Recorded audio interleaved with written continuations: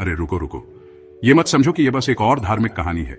ये जो बात मैं बताने जा रहा हूं वो तुम्हारे अंदर कुछ ऐसा बदलेगी कि सोचने का नजरिया ही बदल जाएगा। एक बार की बात है, श्री कृष्ण जी और अर्जुन जी एक यात्रा पर निकले हुए थे। गर्मी थी, रास्ता लंबा था और चर्चा चल रही थी जीवन के रहस्यों पर। अचानक मार्ग में उन्हें एक वानर दिखाई दिया। वो वानर ना तो उछल रहा था ना ही कूद रहा था।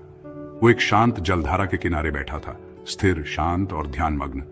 अर्जुन जी को यह देखकर आश्चर्य हुआ। उन्होंने श्री कृष्ण जी से पूछा, हे केशव, यह वानर इतना शांत क्यों है? बंदरों की प्रकृति तो चंचल होती है, यह तो मानो किसी तपस्वी की तरह शांत बैठा है। श्री कृष्ण जी मुस्कुराए। उनकी मुस्कान में रहस्य होता है और हर रहस्य में शिक्षा।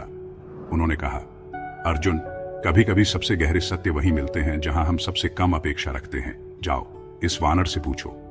अर्जुन जी वानर के समीप गए और बड़े आदर से पूछा, हे वानर, आप इतने शांत और स्थिर कैसे हैं?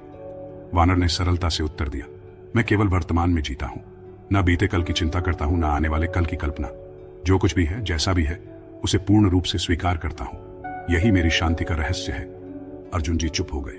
शब्द नहीं थे, बस समझ थी। वापस लौटकर उन्होंने श्री कृष्ण जी से कहा, प्रभु, आपने सत्य कहा। ज्ञान केवल ग्रंथों में नहीं, जीवन की छोटी छोटी झलकियों में भी छिपा होता है। शिक्षा वर्तमान में जीना, यही सच्चा योग है और यहीं से जीवन का वास्तविक आनंद प्रारंभ होता है। अगर कहानी पसंद आई हो तो लाइक करो, किसी अपने को शेयर कर दो और ऐसी ही और कहानियों के लिए स्टोरी वाला को सब्सक्राइब करना मत भूलना। मिलते हैं अगली कहानी में। तब तक श्री कृष्ण जी की तरह मुस्कुराइए और अर्जुन जी की तरह प्रश्न करते रहिए।